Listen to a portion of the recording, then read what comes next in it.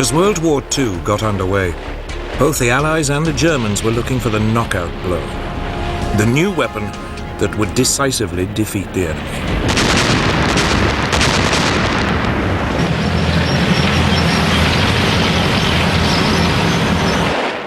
For Hitler's Germany, the problem was that Britain was an island. His tanks couldn't blitzkrieg across the Channel. The only way to defeat her was to strangle her seaborne supply routes. That meant warships, and above all, submarines.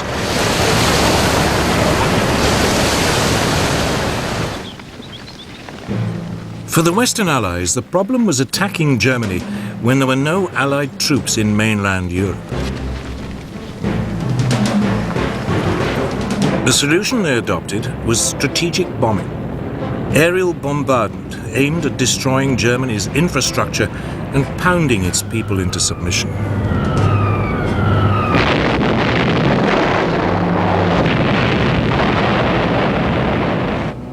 The two sides had adopted two very different tactics, but with one aim: to save their troops and to bring the war to an end as quickly as possible.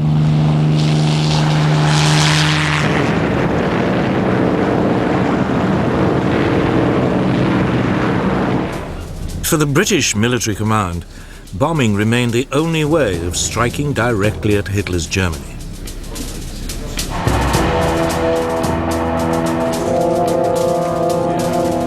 Moreover, by early 1941, the RAF was starting to receive a new generation of bigger, more powerful, four-engined bombers. These could carry loads of up to 18,000 pounds of bombs, 4 times the capacity of earlier aircraft. The first of these was the Short Stirling.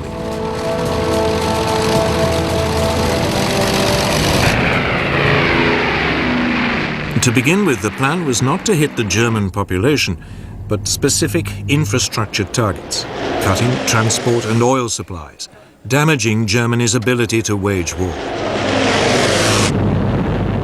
But it suffered one central problem. Britain's bombing was extremely inaccurate.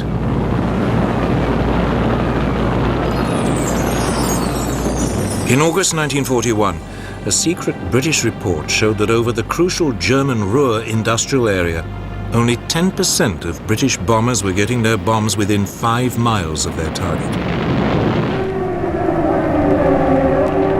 At the same time, the German air defenses were taking a terrible toll on British planes.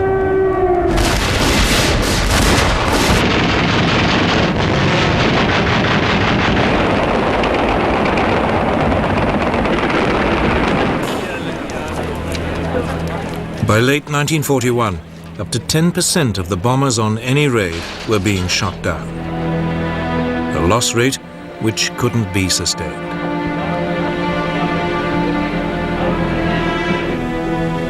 The Royal Air Force High Command decided to change tactics. It gave up any pretense of trying to hit specific targets. Instead, Bomber Command was instructed to undertake what it called area bombing, a euphemism for what is known today as carpet bombing.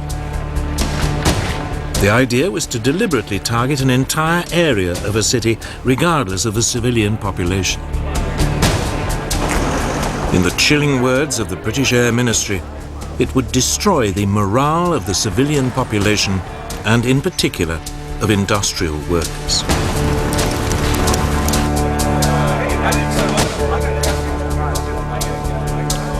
Its leading exponent was Air Marshal Sir Arthur Bomber Harris, who was now appointed Commander-in-Chief of RAF Bomber Command.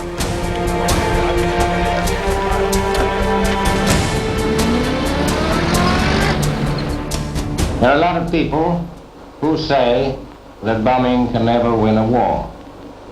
Well, my answer to that is that it has never been tried yet, and we shall see.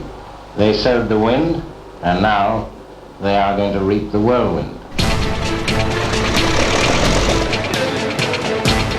In spring 1942, Harris launched what was, in effect, a huge public relations stunt for what he preferred to call strategic bombing. He gathered every available aircraft in Bomber Command. Over 1,000 took off for the German city of Cologne.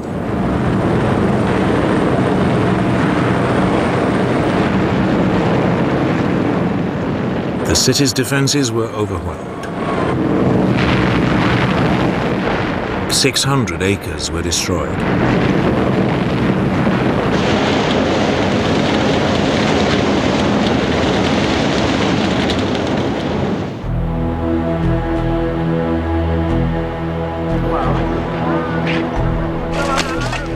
But only 39 British aircraft were lost.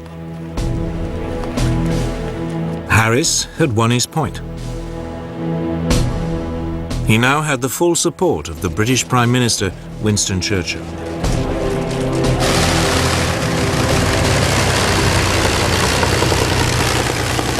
He also now had an outstanding new weapon, the Avro Lancaster, the finest heavy night bomber of the war. And he had a new partner. By the summer of 1942, the United States had joined the air war in Europe. American planes began to appear in Britain. The majority were the Boeing B-17 Flying Fortress. It was heavily armed with 13 machine guns and could, in theory, fight its way through to a target in daylight without a fighter escort. It was also equipped with a new bomb sight that would supposedly allow it to drop its bombs with almost unerring precision.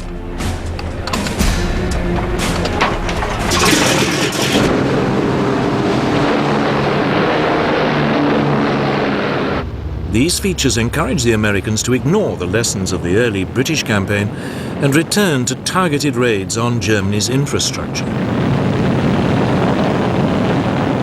In August 1942, the Americans put the Flying Fortress to the test. 12 of them attacked marshalling yards near Rouen in France.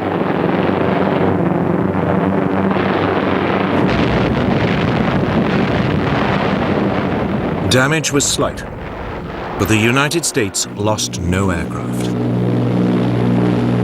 For the Americans, it was the proof that daylight raids on infrastructure targets could work. For the British, it simply showed that the Americans could hit a minor and relatively undefended target. But that winter, the two allies agreed to combine their approaches. They would launch a massive bombing campaign against Germany's industrial heartland. The Americans would attack by day against carefully selected infrastructure targets. The British would attack by night, carpet bombing whole areas, destroying war production and civilian morale. They hoped it would be so devastating, it might even bring the war to an end.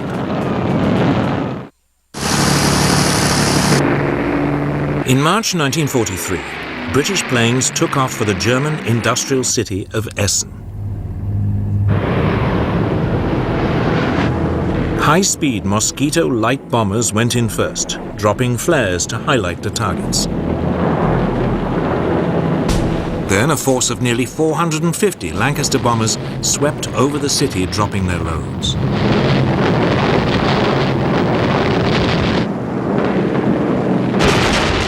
The German defenses were overpowered. Only 14 British aircraft were shot down.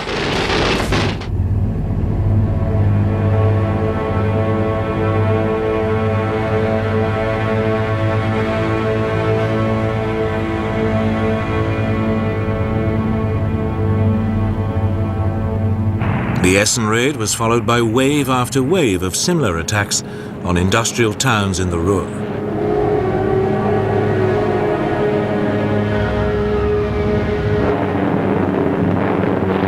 But the German air defenses now began to get the measure of the Allied attacks.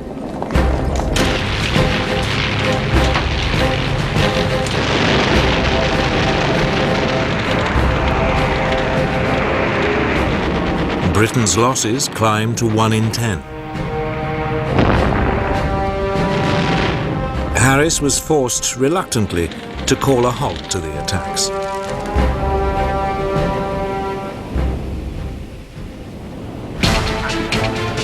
But then he was informed about a new Allied invention.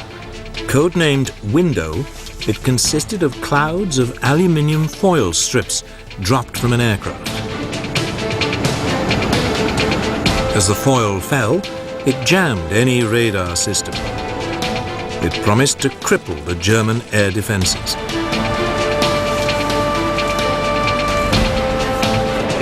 Harris seized on it, and 4 months after the Essen raid, in July 1943, he went back on the offensive. He called it Operation Gomorrah. The target this time was the industrial port of Hamburg.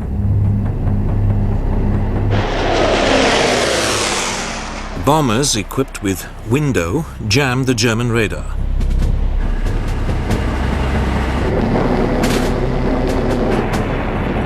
Other aircraft dropped incendiary bombs.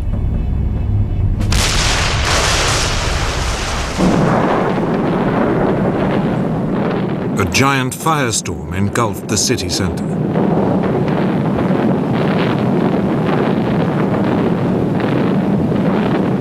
"40,000 people died, and 500,000 were made homeless. It was an enormous shock to the German people.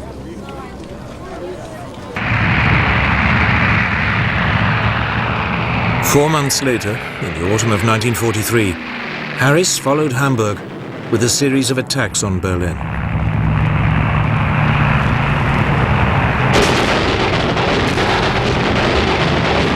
But by now the Germans were learning to overcome the effect of Window, and by spring 1944, British losses were back at nearly 1 plane in 10. Worse, there was no sign German civilian morale was cracking. Harris's carpet bombing campaign was just not working. But neither was the American alternative of targeting infrastructure.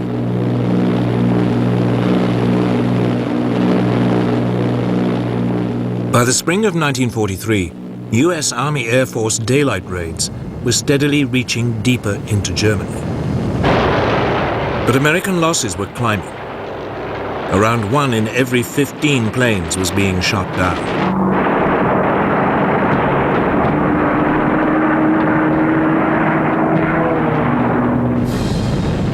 Yet undaunted, the American command now launched an attack on factories in the German towns of Regensburg and Schweinfurt.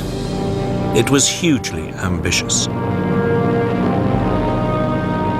Both were deep in southern Germany, far beyond the range of US escort fighters. It was a disaster. The 380 flying fortresses, which US bomber chiefs had assured everybody wouldn't need a fighter escort, were harried and shot down. The loss rate was over 16%.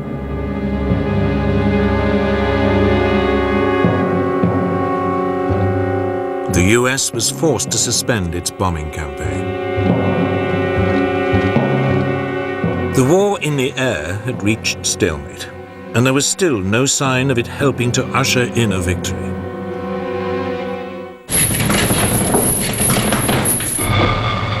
Then, in the early summer of 1944, as the Allies prepared to invade mainland Europe, the British and American air forces were tasked with disrupting German communication lines and oil supplies. It represented a return to targeted infrastructure bombing. But this time, the Allies had a new weapon. The British had experimentally modified a US fighter, the P-51 Mustang. The US engine had been replaced by a British-made Rolls-Royce Merlin. It gave the plane a much longer range. It was the ideal long-distance bomber escort.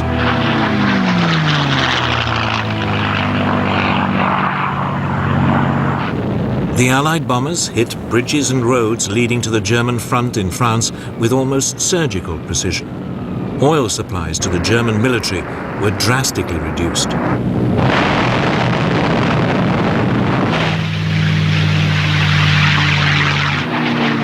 Once again, the German fighters attacked, but they were now outmaneuvered by the Mustang.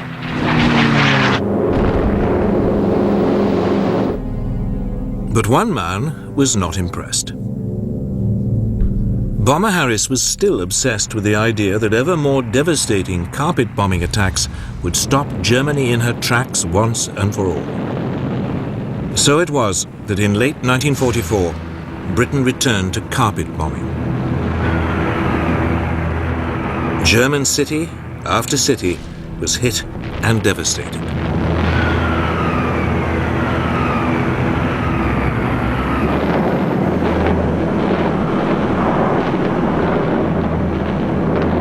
Then, in February 1945, Harris attacked Dresden, a city with virtually no military significance. The city's civilian population had been inflated by refugees fleeing bombing raids elsewhere. Yet Harris seems to have had no regard for civilian life.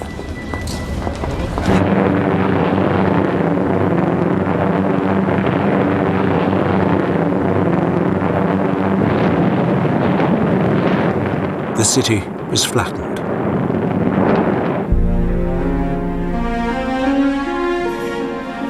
It was a raid too far.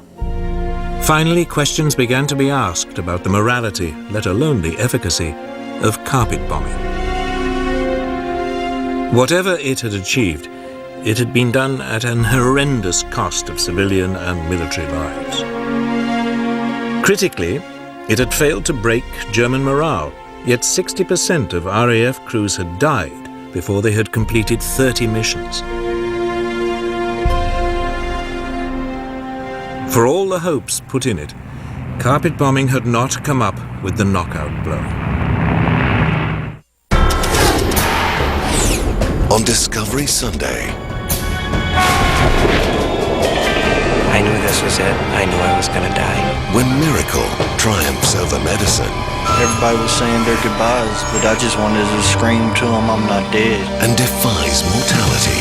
When patients come back to life, there's some other intangible thing that happens. True stories of surviving death.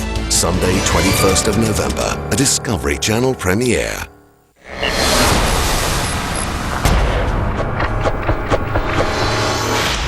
Boom. We shouldn't be doing this without backup. You are the backup. Oh, yeah. It's your cousin? Use your next words carefully. What kind of cops are you? The new kind. Hawaii Five-0, only on AXN. For much of human history, people have believed that the dead contain great power. But there's an element that goes beyond this and recurs in beliefs and civilizations all over the world. That element is the relic. Egyptologist Kara Cooney takes you inside our traditions. Underneath the street level, you're in ancient Rome. To expose the stories no one knows. This is the connection between humans and the gods. Out of Egypt, Thursday nights on Discovery Channel. When disaster strikes. Monster tornado! Oh my God! When lives spiral into darkness. She's under reserve parachute and it's spinning. When all is lost. The roof just collapsed. Felt like 100 earthquakes at one time. Some overcome impossible odds to find themselves. I think I'm stronger being through this. When faced by extreme peril. Tomorrow night on Discovery Channel. The colony succeeds in turning the carcasses of rotting pigs into biofuel. But outside, threats and a lack of resources begin to take their toll. The Colony, Wednesday night on Discovery Channel.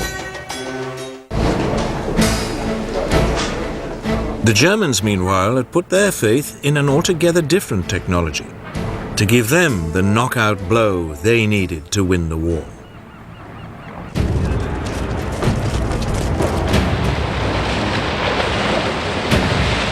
For Germany, Britain was a problem. It was an island, and for once Hitler's formidable land forces were useless. Britain also had a much more powerful navy. Yet Hitler calculated that if he used what he had strategically, he could fatally disrupt the sea convoys that were keeping Britain supplied with everything from oil to food.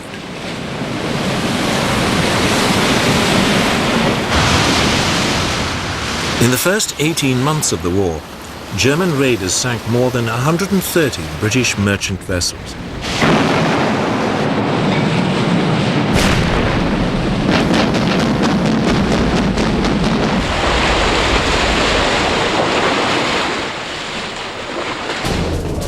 Some of the most effective raiders were the so-called pocket battleships, small but powerful warships designed in the 1930s to circumvent restrictions imposed on German rearmament after World War I.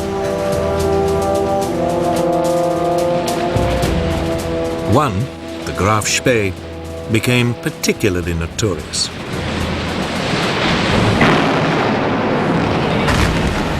In a matter of weeks, she sank 9 Allied merchant ships in the South Atlantic before being cornered off the River Plate in South America and Scotland.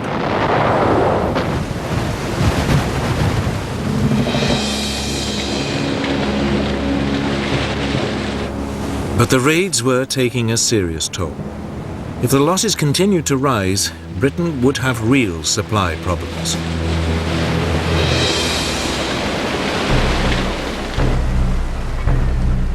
Then, in early spring 1941, Germany's first and only 2 full-sized battleships completed their sea trials.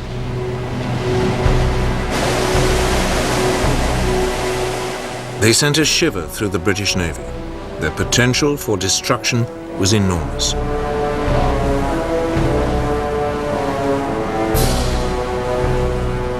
First into action was the Bismarck. In May, RAF reconnaissance aircraft spotted her in the Norwegian port of Bergen, trying to sneak out into the North Atlantic. The British Navy set off in pursuit. 2 days later, the Bismarck was sighted in the North Atlantic. Britain's latest battleship, the Prince of Wales, was sent to intercept her. With her was the British battlecruiser, Hood.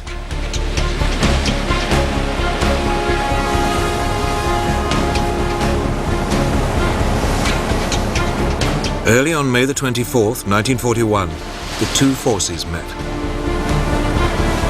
It was the first time the 2 sides' battleships had squared up to each other.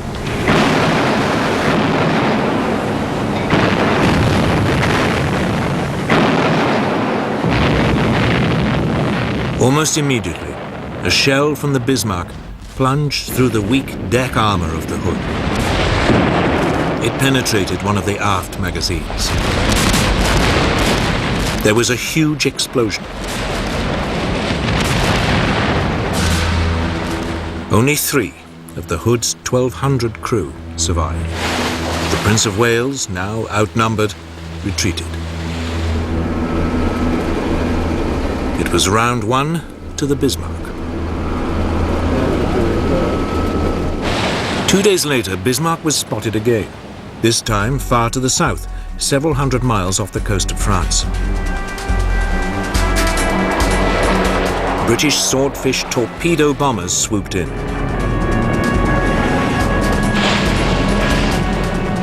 One hit and jammed the Bismarck's rudder.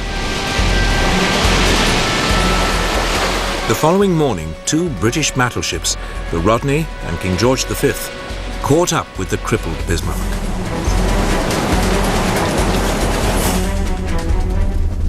They started pouring heavy caliber shells onto the hapless German ship. She was soon reduced to a blazing wreck. Bismarck was finally sunk by a torpedo.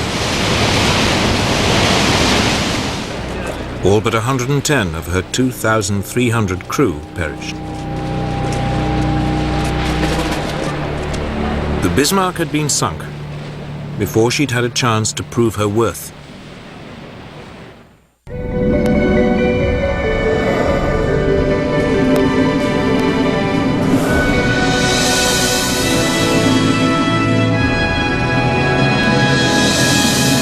Exclusive access from the beginning. Only Discovery will review how the best of man and machine would turn 33 men into the light. Rescued, the Chilean mine story. Sunday, 28th of November, a Discovery Channel premiere. Take 3 men with drastically different survival skills. Throw in some hellacious terrain. Multiply it with Monday nights on Discovery. Add in one common goal. Crazy. Survival. Subtract the sum of all fears with Dual Survival at 9. Followed by Man vs. Wild at 10. Only on Discovery Channel. Paramedics, state your emergency. Okay, calm down. Tell me what's going on. I can't help you unless you calm down and tell me what's wrong. They can't make the call, but these guys can. What's in that shed? Have a black bear that was hit. Follow a team on a mission. This is not CSI Miami. To serve and protect. That's what we're here for. Animal Cops Miami, a new season. Weeknights on Animal Planet. New to view this November on Discovery Channel. 2 experts exert their drastically different methods in perilous scenarios. Dual Survival. It's back into the wild as adventurer Bear Grylls braves temperature extremes and tackles new challenges. Man vs. Wild. A social experiment that exposes our greatest fears and unleashes the human instinct for survival. An all-new season of The Colony. All new this November on Discovery Channel. Hitler had lost the battle at sea, at least on the surface. But below the waves, it was a different story.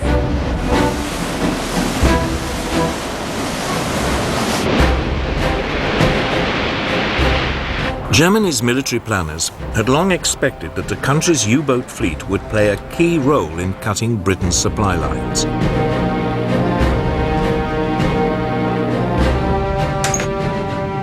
They could sneak up underwater on British merchant vessels, attacking them at the last moment. The submarines were also extremely agile on the surface.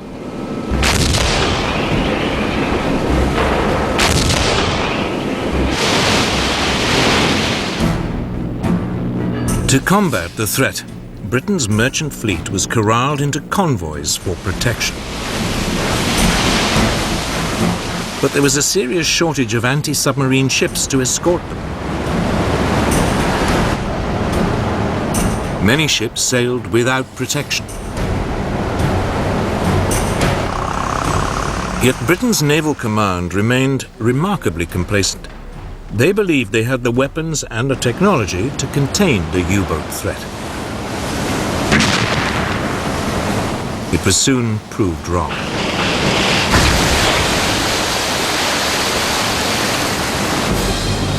In the early months of the war, Britain's supply lines were harassed and disrupted. Often the U-boats would attack on the surface, picking off merchant ships with their deck guns.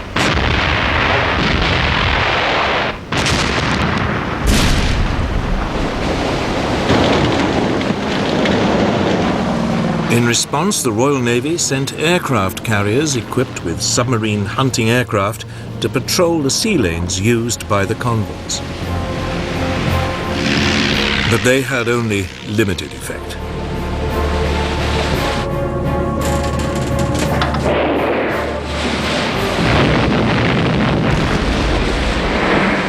By the end of 1939, over 100 Allied merchant ships had been sunk by German submarines.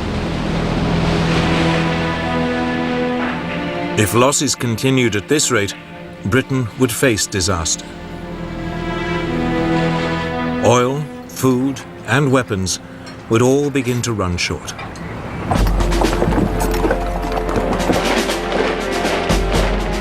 Then things got even more difficult. Germany overran France. Suddenly, the German Navy, which until now had been largely bottled up in the North Sea, had access to France's Atlantic seaboard.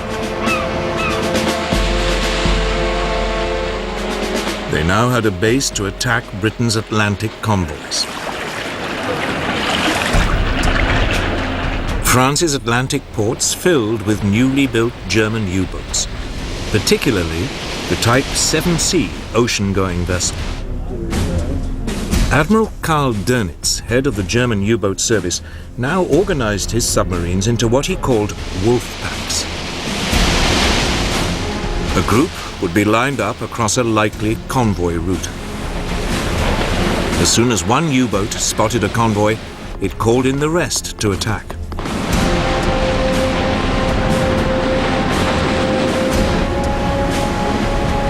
Sometimes the U-boats were also guided by long-range patrol aircraft.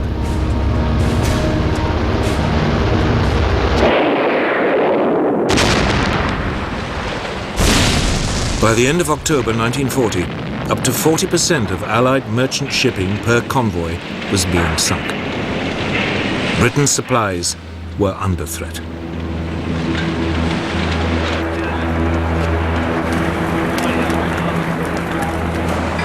German U-boat crews called it the happy time, and top U-boat commanders became national heroes.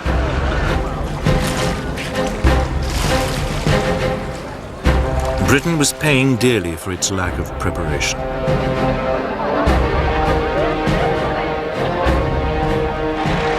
But finally, things began to change. A crash-building program of anti-submarine escort vessels was producing results.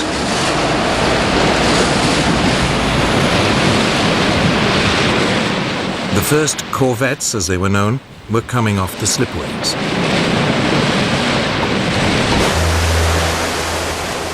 For the first time, Britain could set up permanent groups of warships to escort the supply convoys. But their effectiveness was limited by the fact that their top speed was 15 knots, 2 knots slower than the surface speed of a U-boat.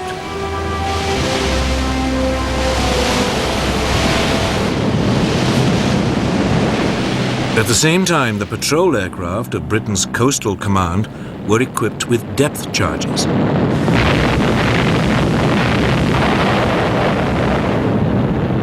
They lacked the range to cover the mid-Atlantic, but U-boats on the surface near their bases could be harried and forced to submerge.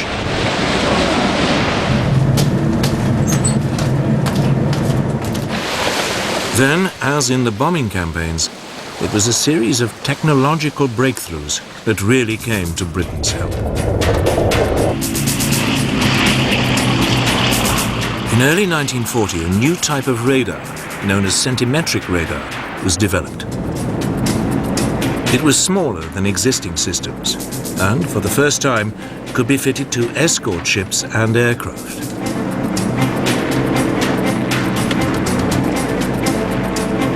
Now, any German U-boat on the surface was vulnerable.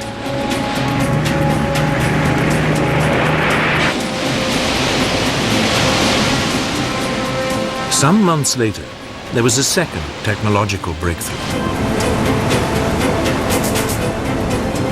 Huff-Duff was a radio detector. Anytime a German U-boat surfaced to communicate, Huff-Duff could pick up the radio signal and pinpoint its exact position.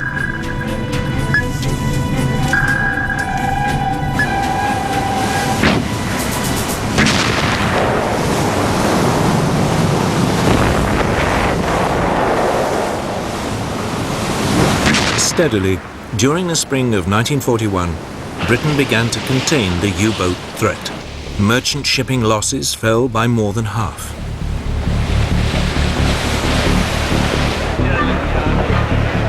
In early March, Gunther Prien, one of Germany's top U-boat commanders, failed to return from a patrol.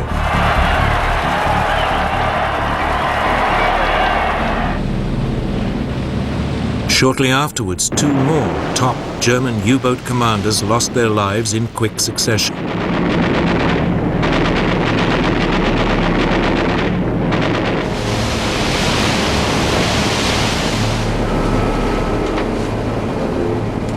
Then Germany suffered a major disaster that would reverberate through the rest of the war.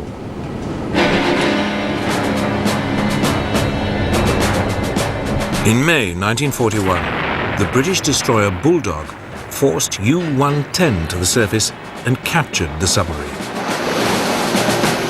On board was an Enigma machine used for encoding German signals. More importantly, Bulldog also captured the naval code books that went with the machine. It would provide vital assistance to Britain's code breakers. Soon, unbeknown to the Germans, Britain was getting a real insight into German naval communications.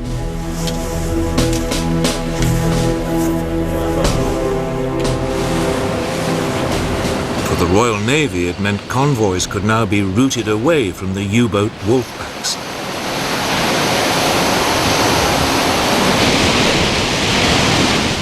Germany's submarines had to work harder and search further to find and sink their prey.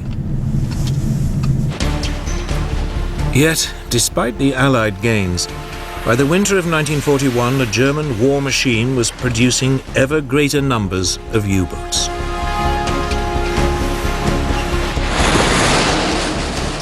The long-term outlook for Britain's supply routes still looked ominous. Then, in December 1941, the war at sea changed decisively.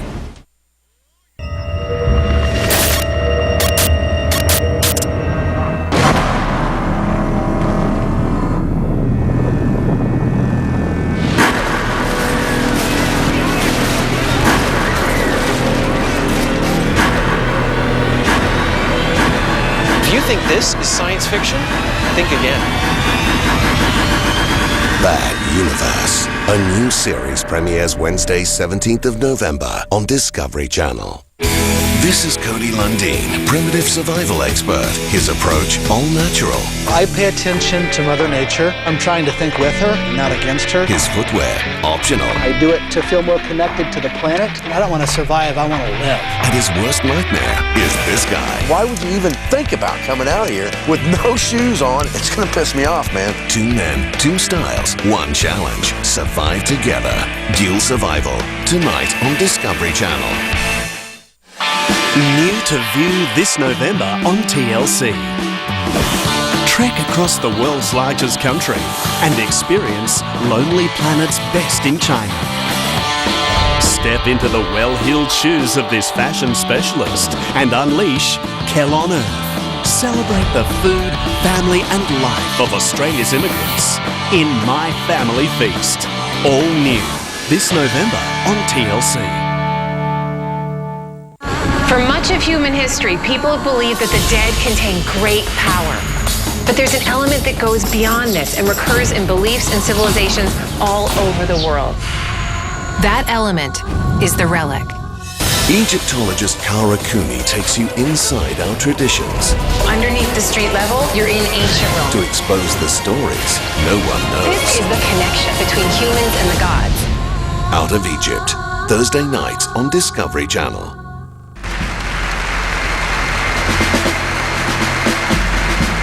In December 1941, Hitler declared war on the United States.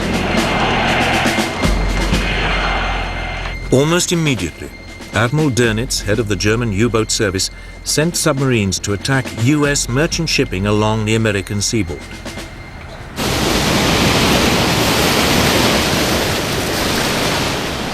At first, only a few of his submarines, the new Type 9, were capable of making the long voyage from Europe. They found easy pickings. The US Navy's Commander-in-Chief, Admiral Ernest King, had resisted British advice to corral his merchant ships into convoys.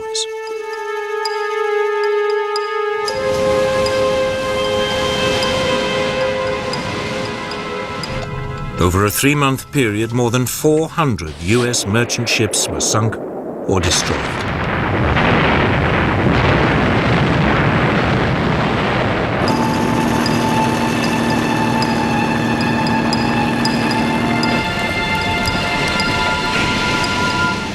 America was learning the tough lesson Britain had already learnt. Something had to be done.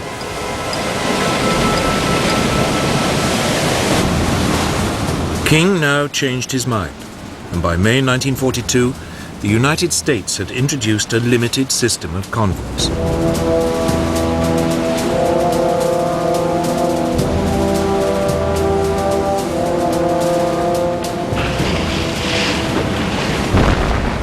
By July, the US losses were falling. It forced the Germans to adopt a new tactic. They would concentrate their U-boats in one particular part of the North Atlantic, the Black Gap, the area in mid-ocean too far from land for anti-submarine aircraft to reach.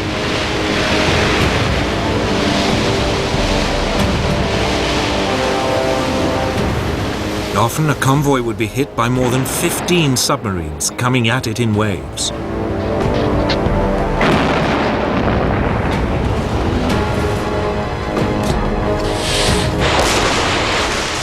During October 1942, 56 Allied ships were sunk in the Black Gap. By the following March, Allied losses had reached 120 ships in a single month.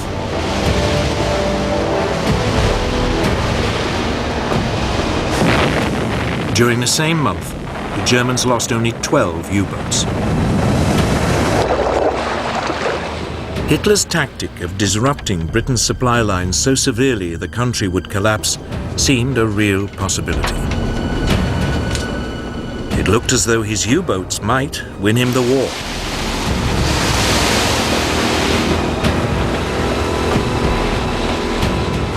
But now the Allies began to up their game. Britain had brought in a new commander.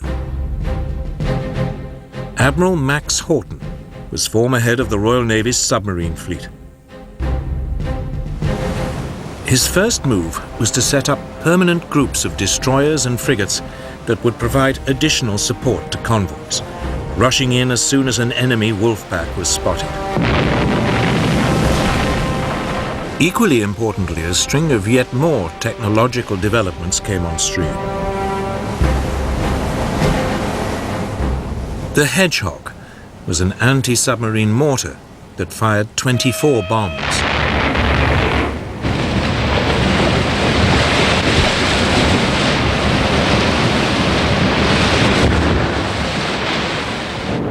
Allied aircraft were fitted with a new high-powered searchlight, the Lee light. As an aircraft swooped in, it could be turned on at the last moment, catching a submarine by surprise on the surface.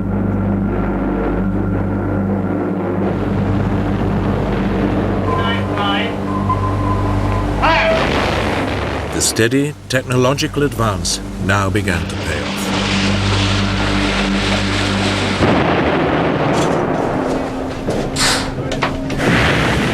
The German U-boat losses increased.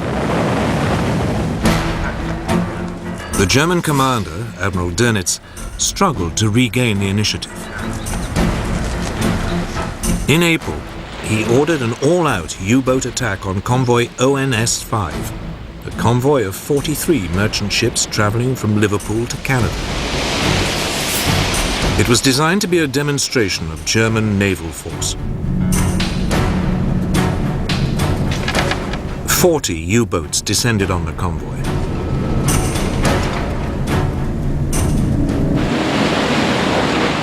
The British sent in extra support groups. Anti-submarine aircraft flew from Canada.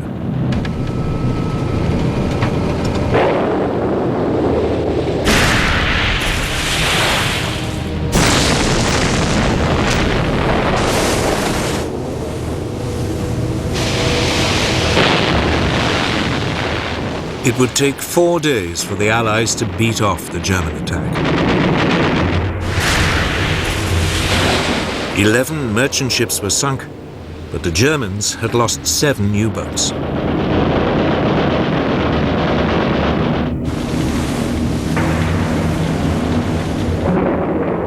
Two weeks later, Dönitz tried again, attacking a second convoy.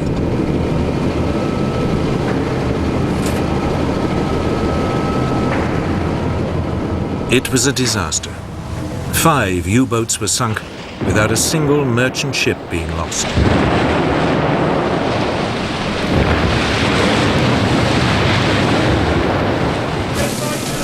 During May 1943, a quarter of all Germany's operational U-boats was sunk.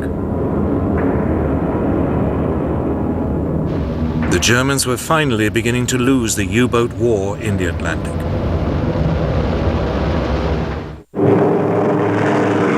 The Allies now took the battle to the Germans.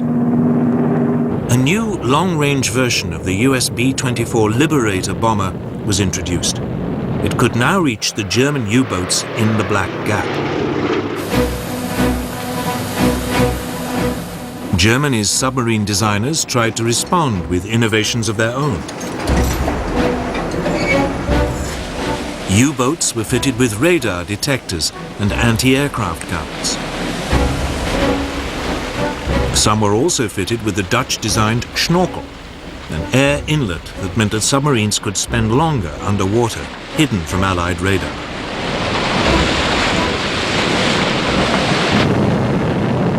But it was too little, too late. The Allies still found them.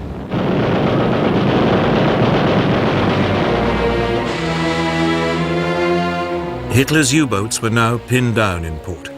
It was too dangerous for them to roam the ocean freely. German attempts to find an answer became increasingly desperate. They now produced a revolutionary new submarine. It was known as the Type 21.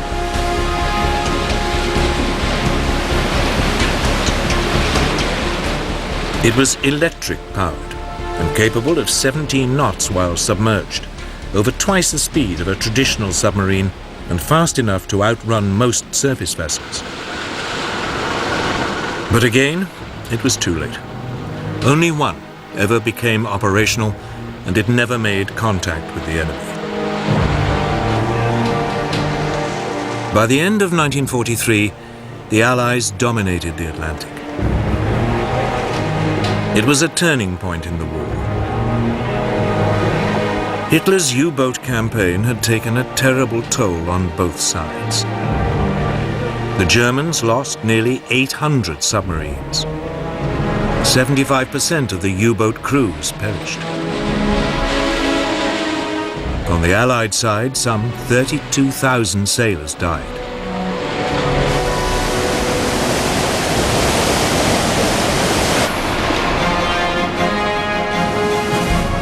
But now, at last, with the U-boats out of the way, great waves of US troops and equipment could flood across the ocean in preparation for the invasion of Europe. Victory in the Battle of the Atlantic would fundamentally change the course of the war.